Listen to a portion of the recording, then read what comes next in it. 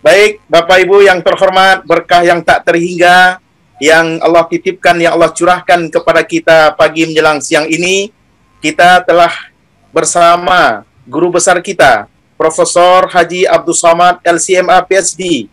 Alhamdulillah dalam kesibukan beliau yang luar biasa, beliau meluangkan waktu untuk kita bersama.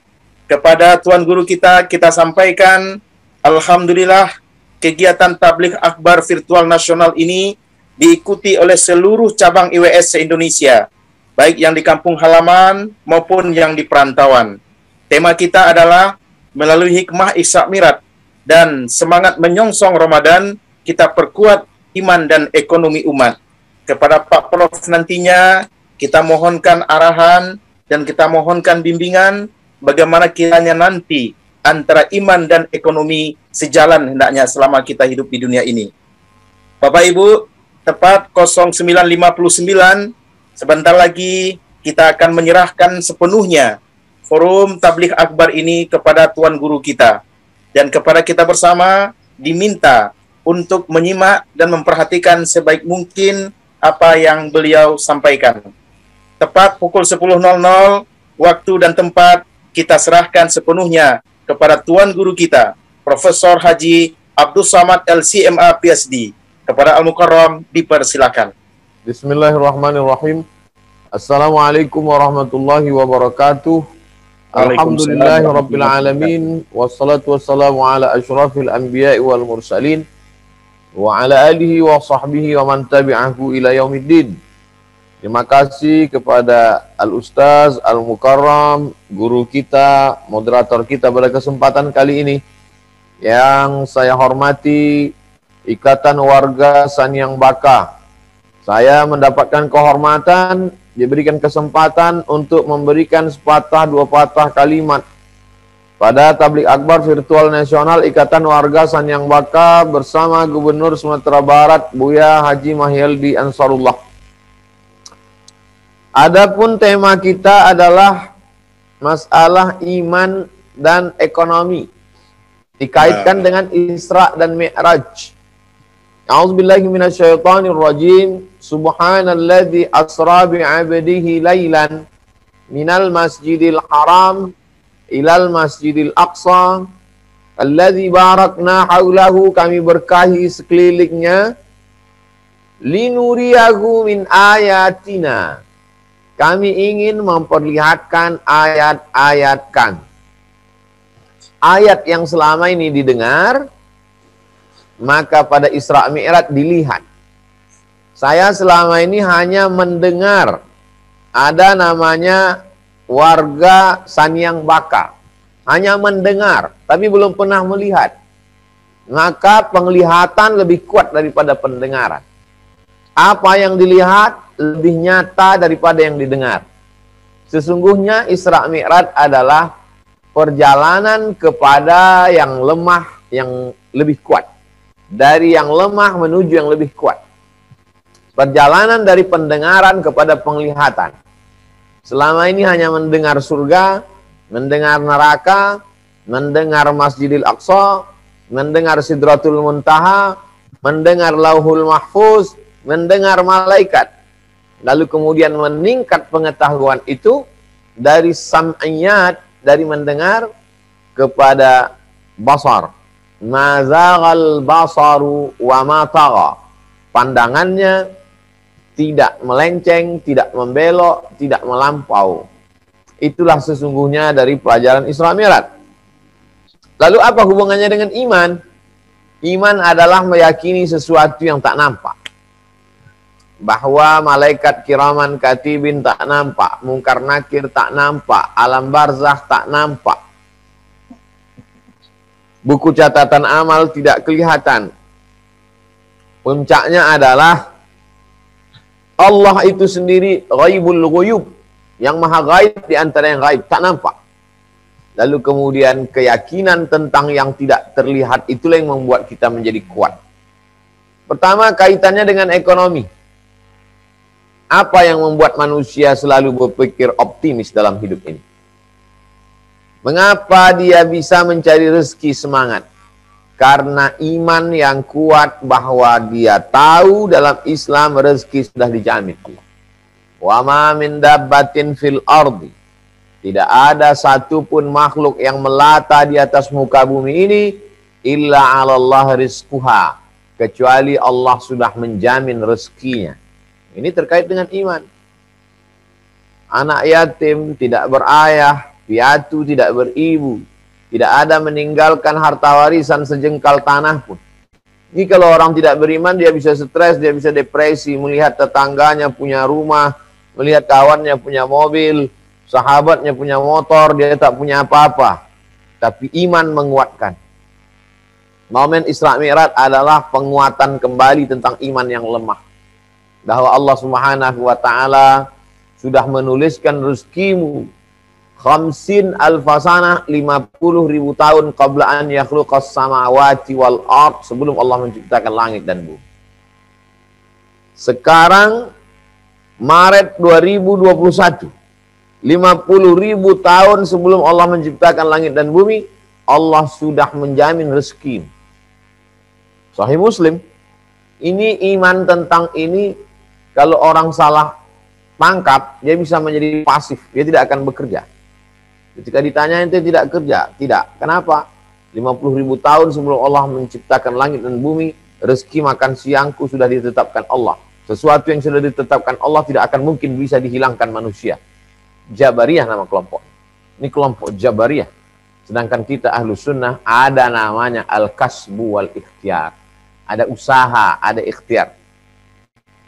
Lau tawakkaltum 'ala Allah, kalau kamu bertawakal kepada Allah, haqqa tawakkuli, sebenar-benar tawakal, la razaqakum kama ruziqat tayr, Allah beri kamu rezeki seperti Allah memberi rezeki kepada seekor burung. Bagaimana rezeki burung? Taghdu khimasan, terbang dari sarang dalam keadaan perut kosong. Wa taruhu bitanan, pulang ke sarang dalam keadaan perut kenyang. Burung dari dulu hanya menggunakan cekernya dan menggunakan paruhnya. Makanannya di dalam laut, dia tinggal di atas pokok kayu paling tinggi, makanannya paling rendah. Dua logika berpikir, tempat yang paling tinggi, sedangkan makanan yang paling rendah bukan di tanah, di dalam air.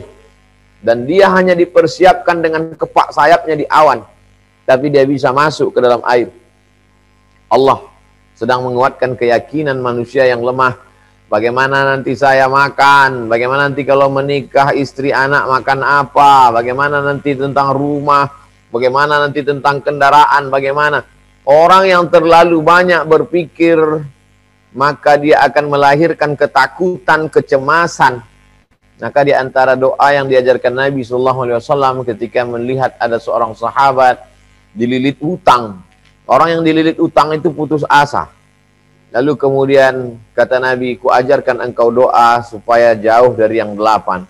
Allahumma inni a'udzubika minal hammi wal hazan. Jauhkan aku dari susah hati dan kesulitan. Wal ajzi wal kasal. Jauhkan aku dari sifat lemah dan malas. Wal jubni wal bukhul. Jauhkan aku dari sifat pengecut dan pelit. Wa dhala'id daini wa ghalabatir rijal. Jauhkan aku dari dililit hutang dan dikuasai orang lain. Saya ingin membahas pembahasan ini 3 poin. Yang pertama, Islam memberikan keyakinan bahwa rezeki adalah jaminan Allah. Ketika orang berkata, Ya Rabb, maka saat itu dia sedang berkata, Ya Rabb, engkau yang menciptakan aku. Ya Rabb, engkau yang memberi aku rezeki. Ya Rabb, engkau yang memelihara aku. Sekarang orang kehilangan itu, kehilangan arah. Orang kalau kehilangan arah, dia akan kemana-mana. Sama seperti kapal yang tidak membawa kompas di tengah laut, anginnya kencang, puting beliung, karangnya tajam, ombaknya deras. Tak tahu dia mana timur, mana barat, mana selatan, mana tenggara. Maka dia akan hantam bantai saja dan dia berputar-putar di sana. Ketika Islam datang, maka Islam ingin menguatkan hatimu. Silakan engkau merantau sejauh mata memandang. Tinggalkan kampung halaman. Alam takun ardullahi wasi'atan fatuhajiru fiha. Bukankah bumi ini luas terhampar? Mengapa engkau tidak hijrah? Mengapa engkau tidak pindah? Saya yakin dan percaya masyarakat warga Sanyang Baka bertebaran di seluruh Nusantara bahkan di luar negeri. meninggalkan kampung halaman, bukan karena benci, karena sayang. Akhirnya mereka pulang ke kampung halaman, membangun rumah besar, membangun surau, musola, masjid, tempat bertemu, majelis. Ini semua adalah didasari pada keyakinan. Anak-anak muda kita mesti diyakinkan. Laisal fata may yaqulu kana abi. Anak muda bukan orang yang berkata bapakku, orang kaya, bapak saya, pejabat, ayah saya, generasi para raja-raja. Walakinnal fata may yaqulu ha anadza. Anak muda adalah orang yang berkata, inilah saya, inilah hasil usaha saya. Jadi anak-anak muda kita mesti dididik dalam dirinya semangat. Entrepreneur didatangkanlah pakar-pakar, motivator, dibawa ke hotel, bayar sekian, dihidupkan lampu, kamera, audio visual, bangkitkan semangat. Keluar dari hotel dia down lagi. Karena pembangkit semangatnya hanya faktor ekstern dari luar. Jadi berikan semangat hanya dengan slogan-slogan. Stiker, tak bisa. Semangat itu mesti dibangkitkan dari dalam, bahwa sebelum engkau turun ke bumi, Allah sudah menjamin rezekimu, bahwa tidak ada satupun yang luput dari Allah di atas dunia ini. Ma tasqutu min waraqatin illa ya'lamuha. Tidak ada satu daun pun yang jatuh, tidak ada satu ranting pun yang patah, melainkan dalam pengetahuan Allah Subhanahu wa ta'ala.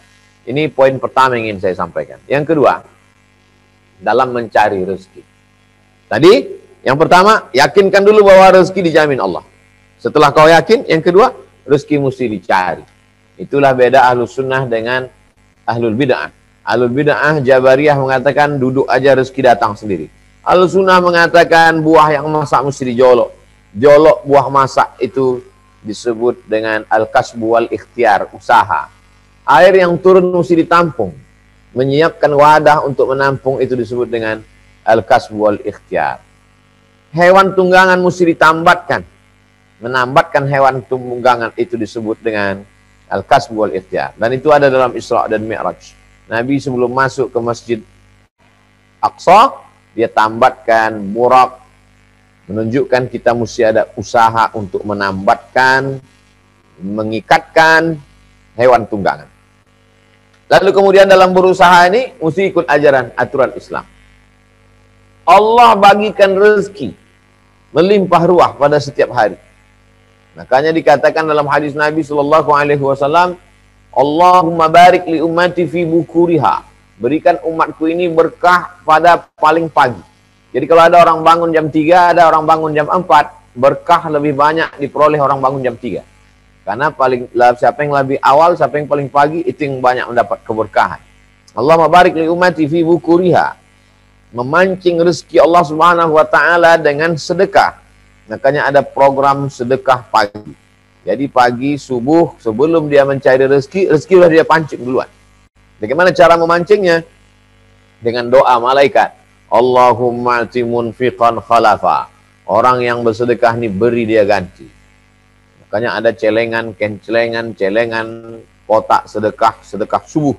Kenapa? Untuk memancing doa malaikat, memancing keberkahan-keberkahan, memancing awal hari, diawali dengan niat baik, dengan amal soleh. Adapun keinginan dari modal sekecil-kecilnya akan mendapatkan keuntungan sebesar-besarnya, ini adalah teori bisnis konvensional yang tidak melihat halal haram. Haram adalah ketika ketahuan tertangkap melanggar hukum. Kalau tidak ketahuan tidak ada apa-apa. Tidak ada implikasi hukum. Sedangkan dalam Islam kita diajarkan setiap menit, setiap detik akan diminta pertanggungjawaban di hadapan Allah Subhanahu wa ta'ala. Itulah maka ketika Nabi masuk ke dalam pasar, dia lihat ada orang jual makanan, ditumpuknya makanan yang basah, busuk dengan yang kering. Di luar nampaknya kering, cantik, indah, memukau, ternyata di dalam berjamur asam, busuk, bau.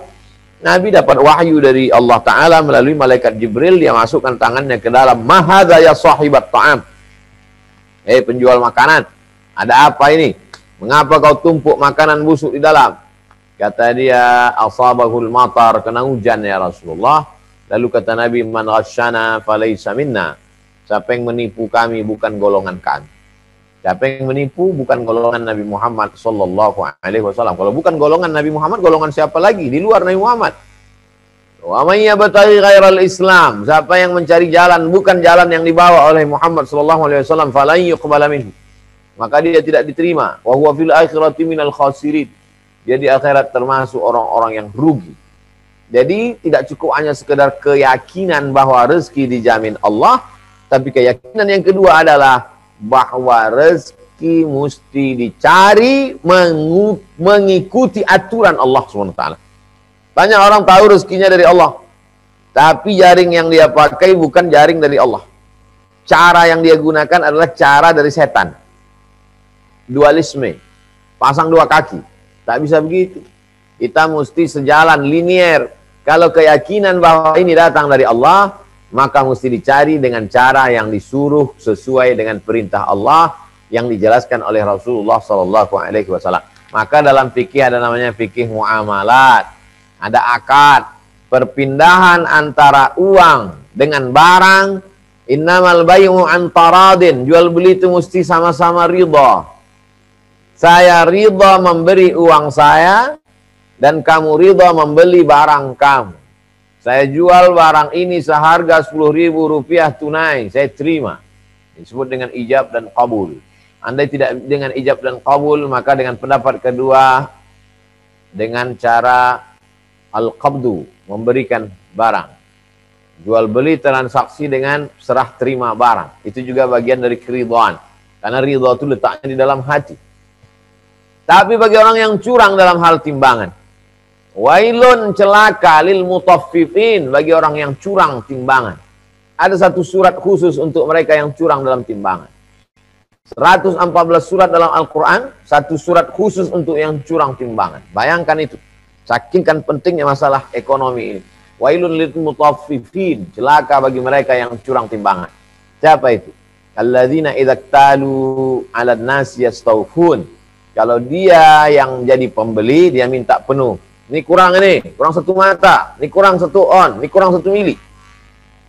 Wa iza kaluhum awazanuhum, tapi kalau mereka yang menjual, mereka yang nimbang, mereka yang jadi produsen, yukhsirun, dia merugikan orang lain. Berapa banyak orang yang puasa sunatnya hebat, sholat malamnya banyak, sholawat, zikir, tasbih, tahmidnya ratusan ribu, tapi tak bernilai gara-gara zalim, aniaya, menganiaya orang. Bayangkan kalau satu orang dia tipu 1/2 ons, hari itu yang belanja kepada dia 100 orang, maka dia sudah menipu 50 on. 50 on, 50 on, 5 kilo, hari itu dia sudah menipu orang. Lalu kemana dia mau mengembalikan barang-barang itu? Kemana dia bisa mengembalikan, mencari orang-orang itu, minta tebusnya? Dosa kepada Allah SWT bisa ditebus dengan taubat nasuha. Tapi dosa kepada manusia, bagaimana kita mengembalikan setiap butiran beras, jagung, garam, madu. Semua akan diminta tanggung jawab di hadapan Allah SWT. Maka carilah dengan cara yang halal. Pertama, keyakinan ditanamkan bahwa ini datang dari Allah, sudah dijamin Allah. Kedua, mesti dijemput rezeki itu dengan cara yang halal. Ketiga, setelah dapat. Setelah dapat mau dikemanakan? Ada orang yang cari makan pagi, petang, siang, dan malam. Setelah dapat dikumpulkan, ternyata tidak bisa dinikmati. Dimakan tidak, dipakai pun tidak. Lalu untuk apa? Jama'a malau wa'addada. Jama'a mengumpulkan. Addada menghitung. Kumpul, hitung, kumpul, hitung, kumpul, hitung, mati. Kenikmatan dia hanya pada mengumpulkan dan menghitung. Kita mau di atas itu. Dengan cara apa? Man bana masjidan, siapa yang bangun masjid, banallah baitan fil jannah, Allah bangunkan untuknya satu tempat dalam surga. Ana wa kafilul yatim, aku dan orang yang menyantuni yatim, kahataini fil jannah, seperti ini di surga. At-tajirus saduqul amin, pedagang yang jujur dan amanah. Ma'an nabiyyin, dia akan bersama para nabi, was-siddiqin, bersama orang yang benar, was-syuhada, bersama orang yang mati syahid, was-salihin, bersama orang-orang yang saleh. Man farraja an muslimin kurbatan min kurabid dunia. Siapa yang melepaskan orang Islam dari kesulitan dunia, farrajallahu anhu kurbatan min kurabi yaumil qiyamah, maka Allah akan memudahkan dia atas segala kesulitan-kesulitan hari kiamat. Wallahu fi aunil abdi maka al abdu fi auni akhi. Allah akan senantiasa menolong saudara selama engkau masih mau menolong saudara.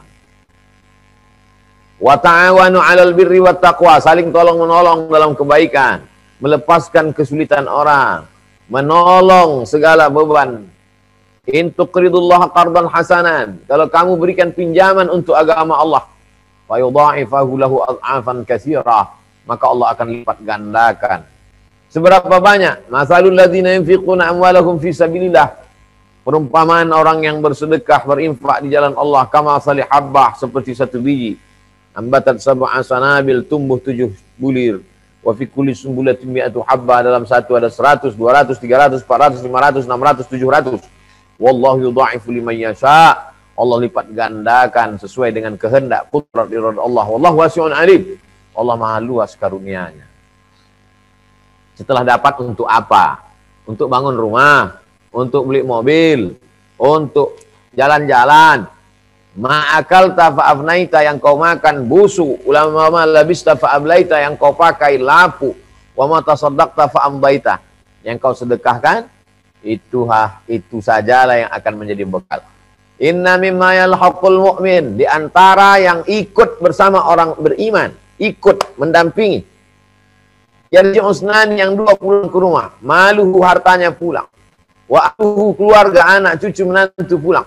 Tapi ada inna mimma yalhaqul mu'min, menyertai dia min ba'di mautihi, setelah dia mati. Inna mimma yalhaqul mu'min min amalihi wa hasanatihi, setelah dia mati tetap menyertai. Ilman 'allamahu wa nasyarahu, menyebarkan ilmu. Waladan salihan, anak-anak yang saleh, tarakahu, yang dia tinggalkan. Mushafan warasahu, mewakafkan Al-Quran. Wakaf surat Yasin sekarang banyak, tingkatkan lagi. Wakaf Al-Quran, beli Al-Quran 5-10 ribu eksemplar, bagikan ke suku pedalaman. Wakaf masjid dan lain sebagainya. Idza matal insan, kalau manusia mati, maka yang tetap mengalir adalah diantaranya waladun salihun, anak yang soleh, ilmun yuntafa'u bih, sadaqatun jariyah, ilmun yuntafa'u bih, waladun salihun yad'ulah, anak-anak yang soleh. Maka ini semua adalah tujuan mencari harta. Nama awalukum wa auladukum fitnah, sesungguhnya harta kamu dan anak kamu itu hanya akan menjadi fitnah saja. Tapi dalam Isra dan Mi'raj, Nabi melihat ada orang yang menanam, memanen, begitu dipanen, tumbuh lagi, dipanen, tumbuh lagi, dipanen, tumbuh lagi. Begitu dipanen, tumbuh. Siapa ini, wahai Jibril? Jibril menjawab, itulah dia orang-orang yang bersedekah, karena mereka tidak pernah putus balasannya. Bayangkan, dari pagi tadi sampai siang ini, tetap mengalir, tak pernah putus di alam barzah, di alam kubur. Dan Islam pula memberikan balasan, tidak hanya untuk orang yang hidup. Ummi matat, ibu saya meninggal dunia, afa atasaddaqu anha, kalau saya bersedekah, apakah boleh sampai pahalanya untuk almarhum? Kata Nabi, tasaddaq, bersedekahlah. Apa yang paling afdal, sakyul ma', memberikan air minum. Saya sudah jelaskan 3, keyakinan bahwa rezeki dijamin Allah, cara mendapatkannya sesuai dengan aturan Allah dan Rasulullah. Kalau sudah dapat, kemana mau dipakai juga mengikut aturan yang diajarkan Allah. Lalu kemudian setelah itu, matilah kita dalam keadaan husnul khatimah. Dan husnul khatimah itu sendiri pun dengan rezeki yang halal. Kenapa? Apa kaitan husnul khatimah? Shadaqatus sirri tadfa'u mitatassu, bersedekah secara diam-diam menolak mati su'ul khatimah. Lalu doa kami petang siang malam, Allahumma khtim lana bi husnul khatimah, dengan ekonomi juga. Apa hubungan doa dengan ekonomi? Atib mat'amak takun mustajabad da'wah, jaga makananmu, doamu terkabul. Lagi-lagi terkait dengan ekonomi. Salat terkait dengan ekonomi. Ya, apa hubungan salat dengan ekonomi? Salat mesti menutup aurat. Menutup aurat mesti beli kain, ekonomi. Puasa kaitannya dengan ekonomi. Ya, Orang puasa sahur dan berbuka. Sahur dan berbuka membeli ekonomi. Bahkan berapa banyak non-muslim pun bangkit ekonominya pada bulan suci Ramadan. Haji, lagi-lagi haji. Bahkan travel haji umroh pun banyak saudara kita non-muslim punya. Orang Islam yang kerja. Kenapa? Ada konsumsi, ada transportasi, ada akomodasi. Semua terkait dengan ekonomi. Siapa bilang Islam tidak mementingkan ekonomi? Idza qudiyatis shalah, kalau sudah selesai salat, fantashiru fil ard, bertebaran di atas muka bumi, wabtaghu min fadlillah, cari karunia Allah, duit. Pada saat melaksanakan ibadah haji, apa kata Allah Subhanahu wa taala? Laisa 'alaikum junahun an tabtaghu fadlan min rabbikum. Kamu boleh mencari rezeki pada hari-hari yang mestinya hari beribadah. Tanggal 8 Tarwiyah, tanggal 9 Arafah, tanggal 10 Nahar, 11, 12, 13. Tapi justru itu dipakai untuk mencari dunia, mencari akhirat. Tapi ingat, wa man yurid thawabad dunya nu'tihi minha. Siapa yang mau cari dunia, kami kasih. Wa may yurid thawabal akhirati nu'tihi minha. Siapa yang mau cari akhirat, kami kasih. Kita berharap dunianya hasanah, wa fil akhirati hasanah, dua-duanya dapat. Demikianlah pengantar dialog kita lebih kurang 25 menit tentang melalui hikmah Isra Mi'raj dan semangat menyongsong Ramadan kita perkuat iman dan ekonomi umat. Selanjutnya saya kembalikan ke Al-Mukarram, moderator kita. Jazakumullah khairan. Wassalamualaikum warahmatullahi wabarakatuh. Waalaikumsalam warahmatullahi wabarakatuh. Syukran kasiran ya Syekh. Alhamdulillah Bapak Ibu para jamaah Tabligh Akbar virtual nasional, kita telah mendengarkan pencerahan yang luar biasa dari Tuan Guru kita. Luar biasa sekali mengena ke hati kita. Nah, oleh karena itu, mohon izin Tuan Guru, di sini sudah ada 3 pertanyaan yang disampaikan oleh jemaah kita dan izinkan kami untuk membacakannya. Pertama, Tuan Guru, apakah suatu negeri itu bisa dikatakan berkah ketika kekayaan alamnya berlimpah namun pemimpinnya zalim? Mohon jawabannya Tuan Guru. Sab'atun yuzilluhumullah. 7 golongan yang mendapatkan naungan Allah. Yauma la zilla illa zillu, hari itu tak ada naungan kecuali naungan Allah. Yang pertama adalah al-imamul adil, pemimpin yang adil. Jadi, seandainya doamu makbul, dan doamu cuma 1, kata Imam Ahmad bin Hanbal, yang dikutip oleh Syekh Yusuf Al-Qaradawi, seandainya doamu makbul, dan doamu yang dikabulkan itu cuma 1, mintalah pemimpin yang adil.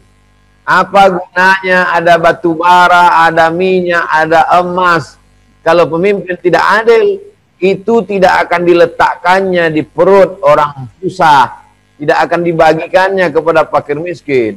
Dibagikannya kemana? Tak tahu kita kemana dia buat. Maka nikmat terbesar adalah pemimpin yang adil. Tidak ada negara miskin. Semua negara kaya. Lalu kalau ada negara miskin, itu adalah negara salah kelola.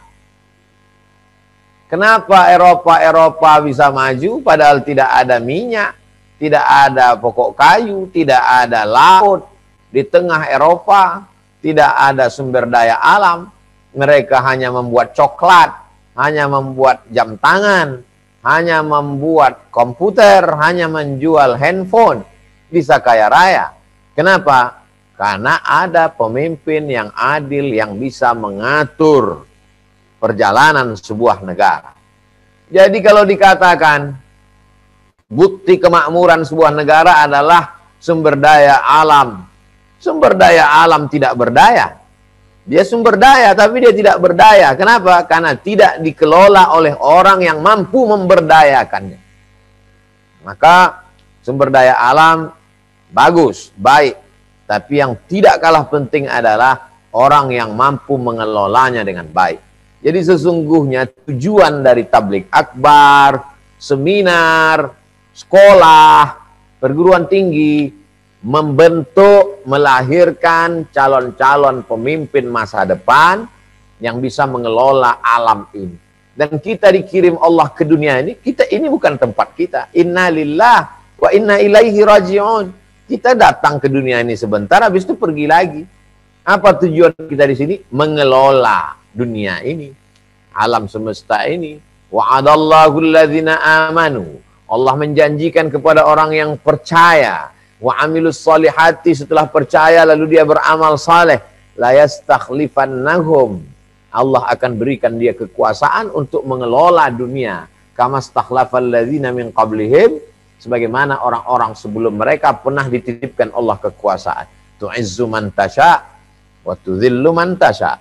Allah berikan kekuasaan itu kepada orang yang dia kehendaki, dan Allah ambil cabut kekuasaan itu dari orang yang dia kehendaki. Jadi dua-duanya sama penting, pemimpin yang adil dan amanah, sumber daya alam, tapi yang terpenting di antara keduanya adalah pemimpin yang adil. Tak ada sumber daya alam bisa makmur kalau pemimpinnya adil. Banyak sumber daya alam hancur kalau pemimpin tak adil. Wallahu a'lam bishawab. Syukran Syekh, luar biasa sekali. Kami yakin penanya sangat puas dengan jawaban yang saya sampaikan. Berikut saya pertanyaan kedua. Sekarang banyak orang berbicara tentang Islam wasati, modernisasi Islam, yang katanya lebih moderat dalam menjalankan agama Islam. Dan alasan ini juga yang sering menjadi kita salah paham di tengah masyarakat. Mohon penjelasan Syekh tentang Islam wasati. Demikian Syekh. Ada manusia ini yang cenderung kepada hedonis, hedon. Makan, minum, kawin, semua halal. Seperti babi, menyeruduk saja. Ini namanya hedon, hedonis. Kelompok yang menikmati segala kehidupan, hedon. Lawan dari hedon adalah asketis. Asketis tidak mau makan, tidak mau minum, tidak mau nikah, tidak mau hidup enak, maunya menyusah-nyusahkan diri. Ini asketis. Lalu datanglah Islam. Islam itu moderat, pertengahan. Tidak hedonis, tidak asketis. Dia tengah. Wa kadzalika ja'alnakum ummatan wasata. Kami jadikan kalian pertengahan. Hedonis kawin aja. Asketis tak mau kawin. Islam menikahlah. Tapi ada batasannya, ada limitnya. Hedonis makan aja. Asketis tak mau makan. Islam kulu makanlah. Wasrabu minumlah. Wala tusrifu. Jadi kalau dikatakan Islam yang moderat, Islam itu moderat. Islam jangan dibagi lagi. Ada Islam hedonis, ada Islam asketis. Enggak ada itu. Karena Islam itu wasata. Allah yang menyebut. Wa kadzalika ja'alnakum ummatan wasata. Hedonis punya anak sebanyak-banyaknya. Asketis tak mau punya anak. Islam silakan punya anak. Tapi anaknya soleh. Hedonis cari harta terus. Asketis tak mau cari harta. Islam silakan cari harta, tapi hartanya untuk wakaf, zakat, infak, sedekah, amal soleh. Islam adalah moderat, pertengahan. Wa kadzalika ja'alnakum ummatan wasata. Demikianlah kami jadikan kamu umat yang pertengahan. Ghairil maghdubi alaihim waladhdallin. Tidak ikut jalan ghairil maghdub, tidak ikut waladhdallin. Lalu yang diikut jalan siapa? Alladzina an'amta alaihim. Jalan yang kau berikan kepada mereka. Siapa mereka itu? Nabiyyin, siddiqin, syuhada, salihin. Wa hasuna ulaika rafiqa. Jadi jangan mau Islam dibagi-bagi. Itu Islam Abdul Somad, itu Islam hedonis. Itu Islamnya Ustadz Muhammad Sobri, Islam ekstremis. Tidak ada. Islam itu satu. Wa may yabtaghi ghairal Islam. Islam satu. Islam yang dibawa oleh Nabi Muhammad SAW, ia melalui malaikat Jibril sampai kepada sahabat, dari sahabat ke tabi'in, tabi'in ke tabi'in. Kalau terjadi perpecahan segala macam, kembali kepada asal. Ahlus sunnah wal jamaah, ma'ana alaihi wa ashabi, seperti jalan aku dan sahabat-sahabatku. Begitu kata Nabi Muhammad SAW. Demikian Ustaz, wallahu a'lam. Luar biasa, Syekh. Syukran, Syekh. Mohon izin, Syekh, menyampaikan pertanyaan berikutnya, Syekh. Terkait dengan ekonomi, hari ini kita sama-sama tahu bahwa Indonesia sekitar lebih 80% ekonominya dikuasai oleh non-muslim. Oleh karena itu, Syekh, bagaimana kita selaku muslim menyikapi hal demikian? Mohon jawaban, Syekh. Iza qudiyatis shalah, kalau kamu sudah salat, fantashiru fil ard, tebaranlah di atas muka bumi. Wabtaghu min fadlillah, carilah karunia Allah Subhanahu wa taala. Itu menunjukkan bahwa mencari rezeki adalah perintah Allah. Salat perintah Allah, puasa perintah Allah, haji perintah Allah, cari rezeki juga perintah Allah. Jadi siapa orang Islam yang tidak mencari rezeki, maka dia melanggar perintah Allah Subhanahu wa taala. Makanya doa keluar masjid, Allahumma inni as'aluka min fadlik, cari aku, beri aku rezekimu ya Allah. Jangan sampai orang Islam berpangku tangan. Aliyadul ulia, tangan di atas. Khairun minal yadi sufla, daripada tangan di bawah.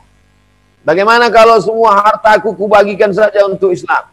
Nabi marah. Antada amrasataka ahliya, kau tinggalkan anak cucumu dalam keadaan mapan secara ekonomi, khairun, lebih baik.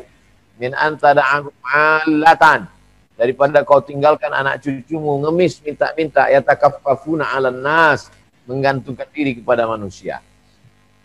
Ini konsep dalam Islam. Nah, prakteknya ada saudara kita punya hotel syariah. Saya ke Bandung, Ustadz, itu hotel Ambo orang awak, hotelnya syariah. Tinggal di situ. Pergi ke Yogyakarta, pripun kabari api, iki hotel syariah, tinggallah di situ. Buatkan video kepada semua jemaah, kalau main-main ke Yogyakarta, tinggallah di hotel syariah. Kalau pergi ke Bandung, carilah hotel syariah. Istri Anda yang lepas suaminya, insya Allah akan tenang. Abang di mana? Ambo di hotel syariah. Alhamdulillah, tenang hati dia. Menjaga ketenangan. Saudara-saudara kita yang non-muslim pun, saya yakin ibu-ibu yang non-muslim dimanapun berada, kalau istrinya memberitahu, aku sekarang di hotel Islam, pasti dia akan tenang. Kenapa? Karena tidak akan ada masuk anak gadis pakai rok pendek. Tanyalah apa itu agamanya. Mau Hindu, mau Buddha, mau Konghucu, mau Katolik, mau Protestan. Kalau suami kalian keluar kota, mana yang kalian lebih tenang? Suami kalian tinggal di hotel konvensional atau hotel syariah, hotel Islam? Mereka akan berkata, hotel Islam. Karena suami saya nanti pasti ditanya KTP-nya mana. Karena nanti di lift tidak akan mungkin dia tengok ada perempuan buka lutut. Kenapa? Islam rahmatan lil alamin. Kedatangan Islam bukan hanya bagi rahmat untuk orang Islam saja, lil alamin, semesta alam. Yang tak Islam pun dapat rahmat. Emak-emak seluruh Indonesia tenang. Ini saya baru kasih satu contoh sampel hotel saja. Bangkitkanlah ekonomi. Ini sholatnya khusyuk, puasa Senin Kamis, tinggal di hotel tidak menjalankan syariat Islam. Kita kalau mau berinteraksi sosial, yakinkan kalau uang itu kita beri kepada dia, dia akan pakai uang itu. Kalau dia untung, dia akan buat rumah tahfiz, dia akan sekolahkan anak yatim, dia fakir miskin. Ustadz belanja di mana? Sana. Kan harganya mahal di situ. Mahal-mahal sedikit tak apa-apa. Duitku itu nanti akan dipakainya untuk bangun masjid. Aku ikut nolong ekonomi umat. Ini kadang orang mau murahnya saja, padahal duit itu kalau dipakai ya untuk melakukan perbuatan maksiat dan dosa. Kita tidak hanya dituntut untuk mencari yang halal, tapi juga kita akan dituntut kemana yang halal nih kau pakai. Makanya pertanyaan untuk harta beda. Pertanyaan untuk harta beda. Min ainak tasabahu, dapatnya dari mana? Wa fima anfaqahu, dipakai kemana? Demikian Ustaz. Allahu a'lam. Allahu a'lam. Syukran, Syekh, luar biasa. Ini pertanyaan berikutnya, Syekh, terkait dengan bulan suci Ramadan. Bagaimana Rasulullah membagi waktu ibadahnya dalam bulan suci Ramadan? Mohon penjelasan, Syekh. Malamnya qiyam, siangnya siam. Ini mesti dibagi dua. Malamnya qiyam, tegak, berdiri, tarawih, tahajud, witir. Bangun malam sebelum makan sahur, sholat sunat wudu, sholat sunat taubat, sholat sunat hajat, sholat sunat tahajud, sholat sunat witir. Malam pokoknya diisi dengan qiyam. Siangnya siam.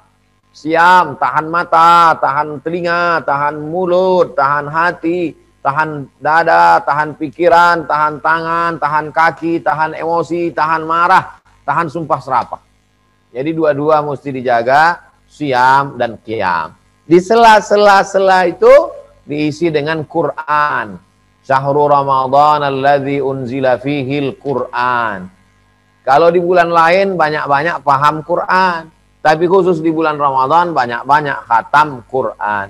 Sampai Imam Syafi'i yukhtimul Qur'ana, mengkhatamkan Quran 60 marrah, 60 kali khatam.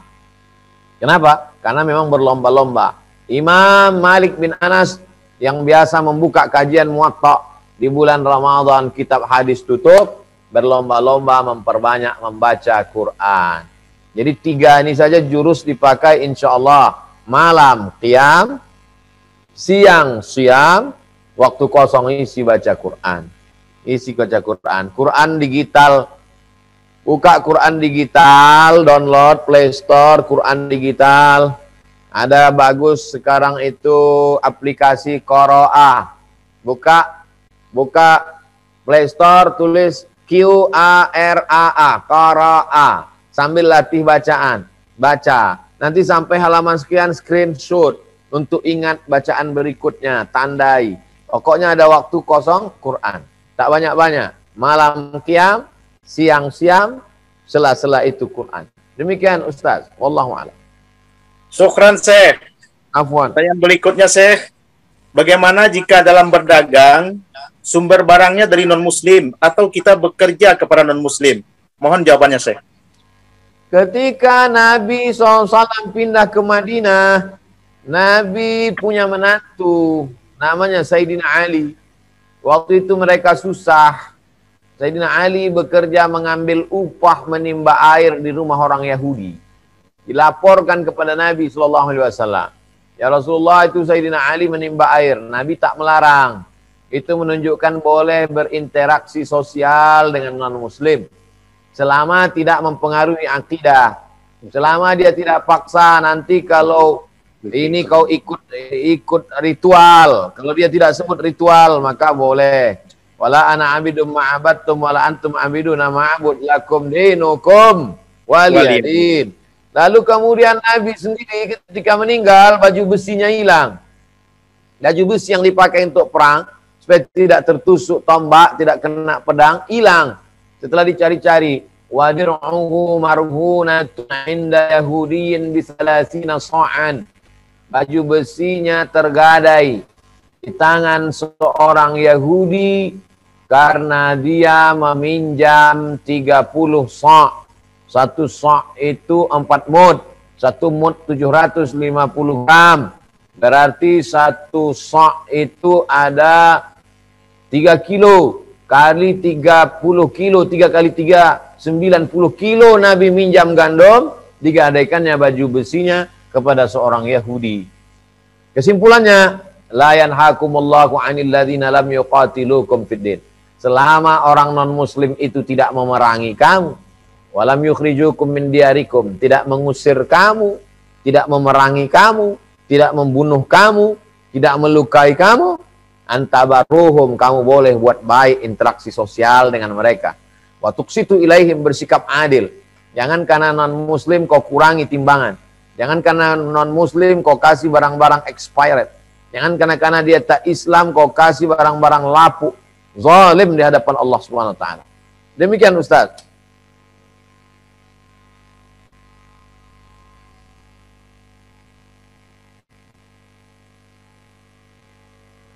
Masih unmute.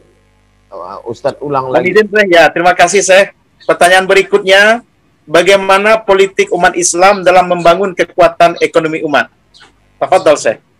Tolong pengurus masjid selama 30 malam Ramadan buatkan 1 malam khusus judul politik Islam. Wah. Karena Islam ini ada namanya fikih ibadah. Salat, zakat, puasa, haji. Ada namanya fikih nikah, akad, tolak, rujuk, li'an. Ada namanya fikih muamalah. jual beli, dagang, gadai. Ada namanya fikih siasah politik. Satu kitab khusus namanya kitab Al-Ahkam As-Sultaniyah. Hukum-hukum terkait dengan kekuasaan. Tujuan kekuasaan politik dalam Islam dua. Ra'iddin, menjaga agama. Wasiyasatud dunia, dan mengatur kehidupan dunia. Jadi orang Islam kalau dia jadi bupati, kalau dia jadi gubernur, kalau dia jadi presiden, kalau dia jadi menteri, jadi wali kota, ra'iddin, dia menjaga agama, wasiyasatud dunia, dan menjaga keserasian di dunia. Supaya orang yang kaya tidak memakan orang miskin, supaya ikan hiu tidak memakan ikan pantau, supaya orang kuat tidak menganiaya yang zalim. Penguasa bisa menahan tangan mereka karena dia punya kekuasaan. Adapun terkait pemimpin dengan ekonomi, pemimpin amat sangat bisa memajukan ekonomi karena segenggam kekuasaan di tangan.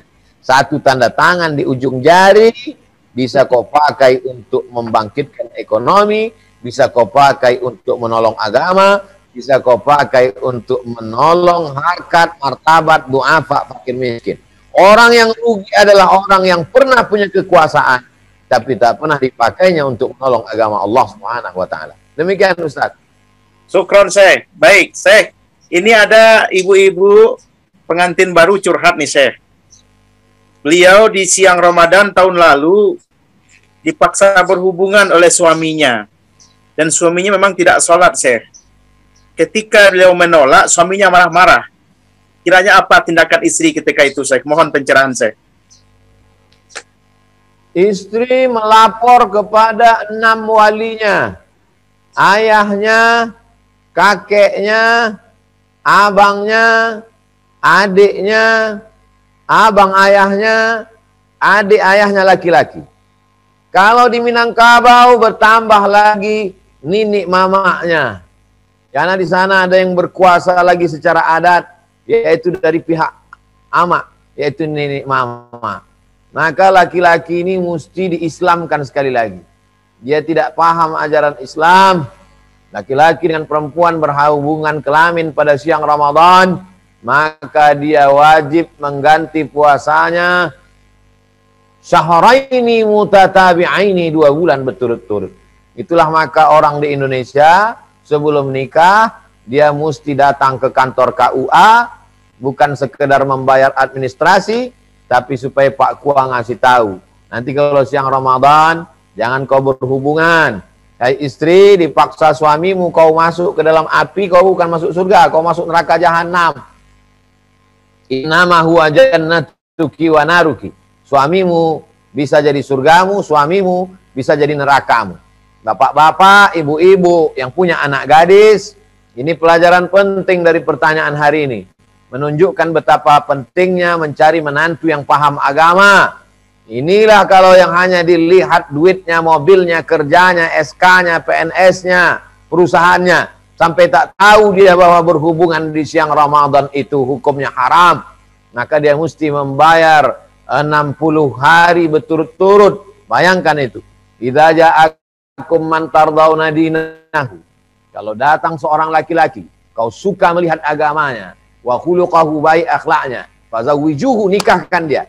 Illa taf'alu, kalau tak kau nikahkan dengan anakmu, takun fitnatun fil ardi, terjadi fitnah besar, wa fasadun arid, kerusakan yang besar. Mana fitnahnya? Mana kerusakannya? Nih contoh hari ini. Ada istri yang dipaksa oleh suami. Itulah makanya dianjurkan nikah di bulan Syawal. Kenapa Syawal? Karena Syawal adalah bulan kebaikan, supaya tak terjatuh terjerumus dalam godaan di bulan Ramadan. Demikian Ustaz, wallahu a'lam. Syukran, Syekh. Satu lagi pertanyaan, Syekh. Saat ini sedang gencarnya masalah di Sumatera Barat tentang isu menutup aurat dan berjilbab, Syekh.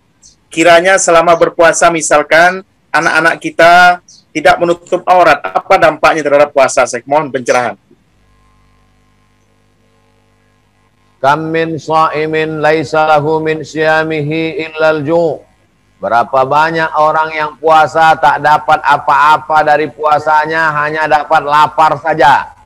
Kenapa dapat lapar? Karena dia melihat yang haram. Apa yang dilihat yang haram? Rambut perempuan. Karena tak menutup aurat. Maka wajib menutup aurat dari ujung rambut sampai ke ujung kaki. Yang boleh terlihat hanya wajah dan telapak tangan. Maka pakailah hijab. Seluruh dunia melarang pakai hijab, pakailah hijab. Jangan keluar rumah, karena itu hanya akan merusak ibadah. Sementara yang kita bawa menghadap Allah ini adalah ibadah.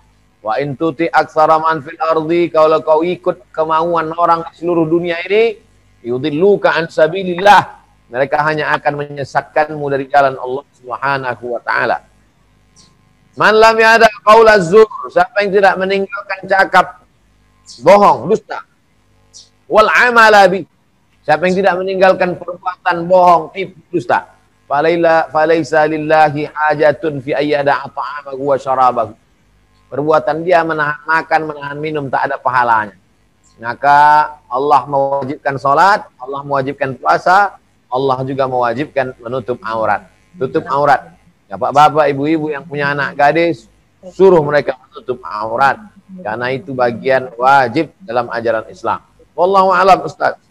Syukran, Syekh. Baik, Syekh. Mohon izin, masih ada satu lagi, Syekh. Ada orang yang sampai hari ini belum mau sholat Jumat, Syekh, karena alasan virus corona. Mohon pencerahannya, Syekh. Orang yang sampai hari ini tidak mau sholat Jumat karena corona, saya yakin dan percaya tak ada corona pun orang ini pasti tak sholat Jumat.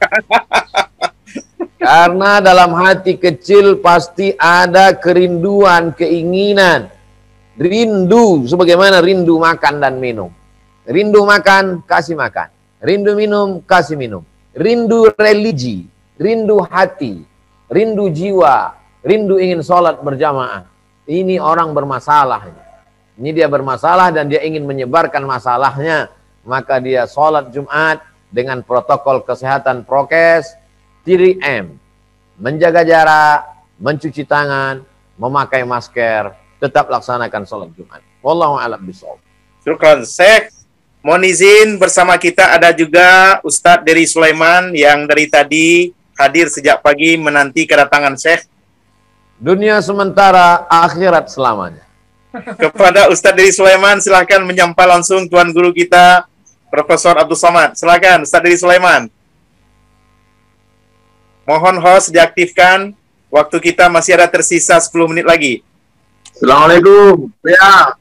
Waalaikumsalam warahmatullahi wabarakatuh. Ustadz Dery Sulaiman, mohon maaf karena saya tak melihat ada Ustadz di layar.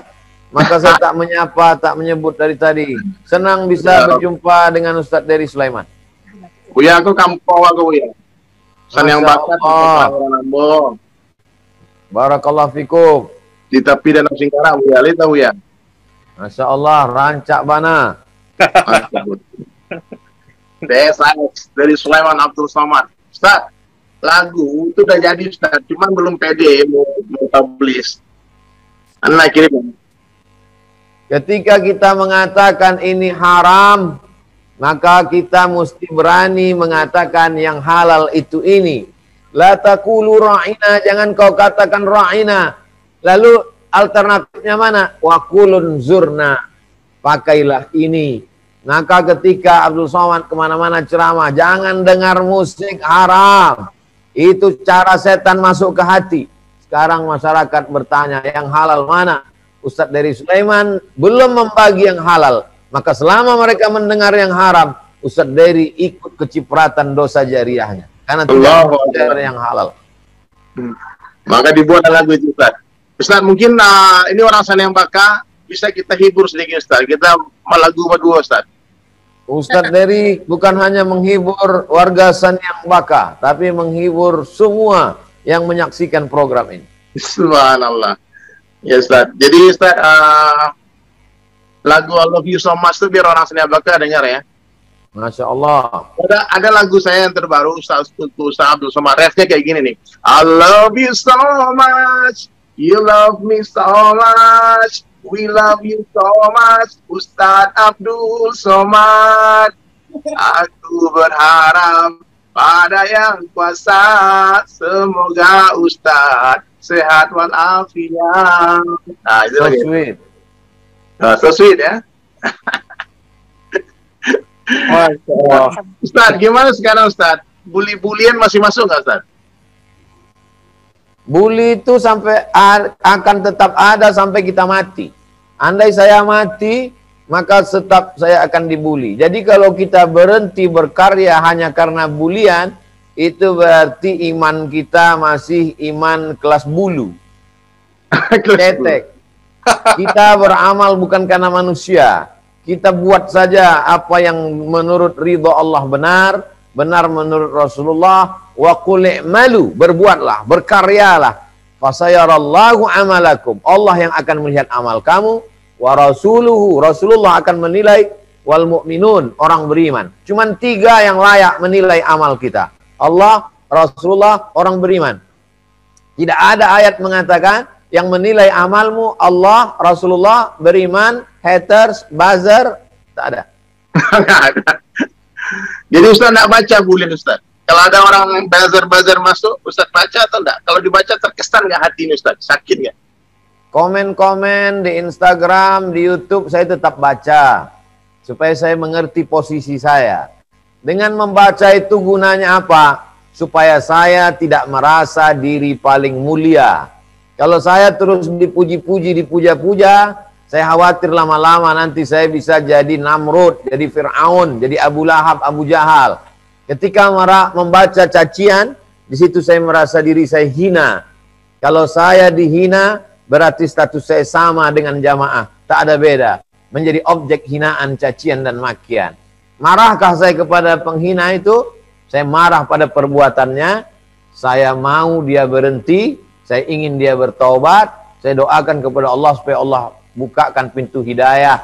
Saya mau dia mati husnul khotimah. Saya mau anak-anaknya menjadi soleh-solehah, penghafal Quran, mengaji, supaya Allah sadarkan dia sebelum mati. Terlalu banyak kebencian, karena begitu banyak orang yang menjadi haters. Dia cari makannya melalui haters. Dia kalau tidak mencaci maki, dia tak makan.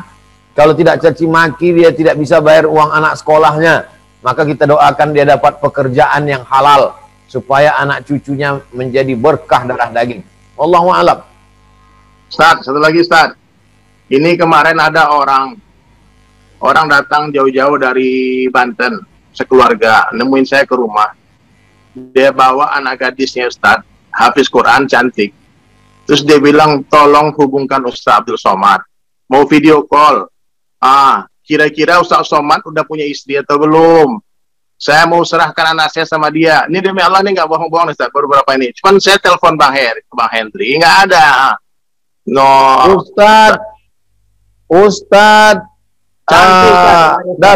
Ustadz Das Latif beberapa waktu yang lalu juga sama seperti ini. Lalu saya buatkan surat, semua anak-anak gadis yang menawarkan diri di daerah Sulawesi Selatan, saya serahkan ke Ustadz Das Latif. Maka semua yang di Jabodetabek saya serahkan ke Ustadz dari Sulaiman. Masya Allah. Oh, luar biasa Haji Ustaz. Masya Allah, bikin heboh nih Ustaz. Ya udahlah, nanti saya sampaikan amanah, semoga bisa diterima amanah itu. Semua yang terkait di Banten, Jabodetabek, itu saya serahkan ke Ustadz. Kalau di Saniang Baka, mau Ustadz? Saniang Baka kita serahkan ke tim Sumatera Barat. Sementara superstar ya, sedih sementara, bahagia sementara, sakit sementara, sehat sementara, Masya Allah.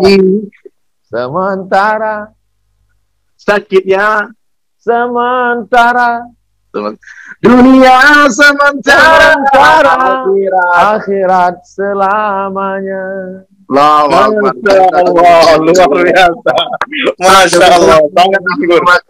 Seluruhnya, semoga suatu hari bisa off air kita di Kampung, kita undang Ustaz Abdul Somad, dan mudah-mudahan Ustaz Somad bisa jadi minantu Rasanya Mekah. Amin. Dunia samantaro sanyang baka salamonyo. Makasih Tuan Guru. Allahu Akbar. Masya Allah. Ustaz, doakan Ustaz, doakan kami semua Ustaz ya, semua Jangan berkah. lupa mendoakan Ustaz Abdul Somad supaya mati husnul khatimah. Amin ya Rabb, amin ya Rabb, amin ya Allah. Ustaz posisi sekarang di mana Ustaz? Posisi sedang berada di atas bumi Allah Subhanahu wa taala. Jauh. Ya Allah, ya Allah. Allah Akbar. Jasa Ustaz Sobri, makasih banyak Ustaz Sobri waktunya. Baik. Waktu kita kayaknya udah closing ini 10.58. Tafadhol. Baik, alhamdulillah, masya Allah. Kita siang ini luar biasa sekali mendapatkan berkah dari Allah, dua orang ulama kita, dan alhamdulillah Tuan Guru kita Profesor Haji Abdul Somad LC telah memberikan wejangan dan tausiah kepada kita bersama, dan kita sama-sama mendengarkan juga di sisi akhir hiburan yang sangat renyah, dan semoga ini semakin memperkuat silaturahim kita. Atas nama seluruh warga negeri Senyang Baka mengucapkan dan mendoakan kepada Ustaz Abdul Somad, semoga sehat selalu hendaknya. Demi berkahnya acara, kita mohonkan doa yang akan dibacakan oleh Tuan Guru kita, Profesor Haji Abdul Somad LCMA PhD. Kepada Tuan Guru, mohon dipandu pembacaan doa kita untuk penutup acara ini. Dipersilakan. Astaghfirullahalazim, astaghfirullahalazim, astaghfirullahalazim, alladzi la ilaha illa huwal hayyul qayyum wa atubu ilaih. Ya Arhamar Rahimin, wahai Engkau yang memberikan rahmat kasih sayang, irhamna, curahkan rahmat kepada kami sehingga kami mampu berkasih sayang di antara kami, ya Allah. Allahumma ja'alna minal mutahabbina bijalalik. Jadikan kami warga Senyang Baka berkasih sayang, bekerja sama dalam amal saleh. Allahumma ja'al hadzal balada baladan aminan mutma'innan ya'tihi rizquhu min kulli makan. Jadikan tanah air kami bumi Minangkabau, Republik Indonesia dan negeri yang aman, damai, terbuka pintu rezeki dari segala penjuru. Allahumma rzuqna rizqan halalan thayyiban mubarakan fih. Berikanlah kami rezeki yang halal barakah supaya kami dapat berwakaf, berinfak dan bersedekah. Allahumma tawil umra asatidatina, ustaz-ustaz kami, buya-buya kami, mursyid-mursyid kami, guru-guru kami yang hadir bersama kami, Ustaz dari Sulaiman, dan yang tak dapat kami sebutkan namanya, Ustaz Muhammad Fabri dan para asatis, tuan-tuan syekh, panjangkan umur mereka, qawi imanahum, kuatkan imannya, sahih ajsadahum, sehatkan badannya, waqtim bisalihati amalana, tutup umur kami dengan husnul khatimah. Allahumma wa banatina minas salihin wa salihat. Jadikan anak-anak kami anak-anak yang saleh dan salihah, min huffazil Quran, menjadi penghafal Quran, minal mujahidina fi sabilik, menjadi mujahid di jalanmu ya Allah. Amin. Allahumma rabbana fir lana dzunubana, ampunkan dosa kami, wali abaina, ayah kami, wali ummahatina, amak kami, wali zuriyatina, anak cucu keturunan kami. Rabbana atina fid dunya hasanah wa fil akhirati hasanah wa qina azabannar. Wassallallahu ala sayyidina Muhammad wa ala alihi washabihi wasallam. Walhamdulillahi rabbil alamin.